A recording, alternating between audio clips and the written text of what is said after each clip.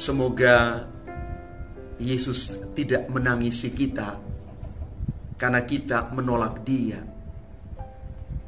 tetapi justru Yesus bangga dengan kita karena kita menerima Dia dan menjadikan Dia Tuhan yang menuntun seluruh kehidupan kita.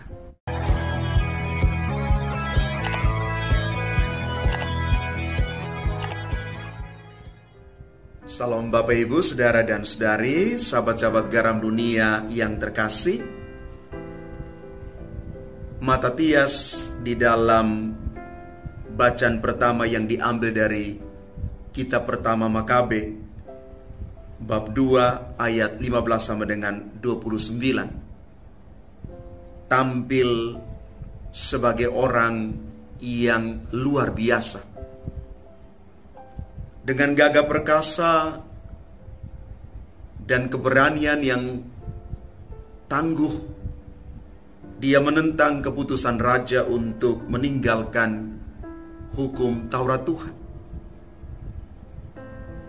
Dia tidak mau menyimpang sedikit pun dari perintah Yahweh. Dia lebih taat kepada Tuhan daripada kepada raja. Dan di dalam Injil Lukas bab 19 ayat 41 sampai dengan 44, Yesus menangisi kota Yerusalem. Yesus bahkan meramalkan kota Yerusalem itu akan hancur binasa karena mereka tidak tahu bila mana Allah itu melawat mereka. Tentu yang dimaksudkan Yesus bukan hanya kehancuran fisik kota Yerusalem, tetapi terlebih kehancuran orang Yahudi di Yerusalem yang tidak dapat menerima kedatangan Yesus dan menolak Dia, dan akhirnya menyalibkan Yesus. Memang cukup lama ada kesan bahwa kehancuran Yerusalem disebabkan karena mereka menolak dan membunuh Yesus.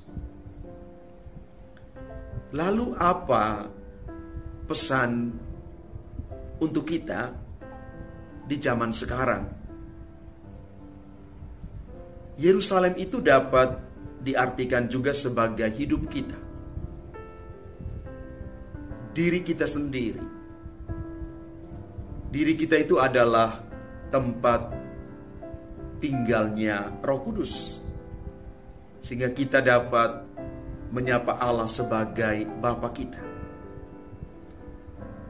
Karena itu diharapkan diri kita sungguh bersih, menerima kehadiran Tuhan dan hidup sesuai dengan kehendak Tuhan. Dengan demikian, hidup kita tidak dihancurkan seperti kota Yerusalem. Tuhan tidak menangisi kita karena kita menolak Dia. Dan selanjutnya, kalau kita telah menerima Tuhan, diharapkan kita juga membantu orang lain, termasuk keluarga kita, untuk bisa juga menerima Tuhan dalam hidup mereka. Dengan demikian, mereka juga beroleh keselamatan. Bapak, Ibu, Saudara, dan Saudari yang terkasih, semoga Yesus tidak menangisi kita karena kita menolak Dia, tetapi justru Yesus bangga dengan kita karena kita menerima Dia dan menjadikan Dia Tuhan yang menuntun seluruh kehidupan kita. Mari kita belajar satu hal, bahwa kita juga perlu menangisi dosa kelemahan dan kekurangan-kekurangan kita, supaya kita juga boleh mengalami pembaharuan di dalam hidup. Tuhan memberkati kita sekalian.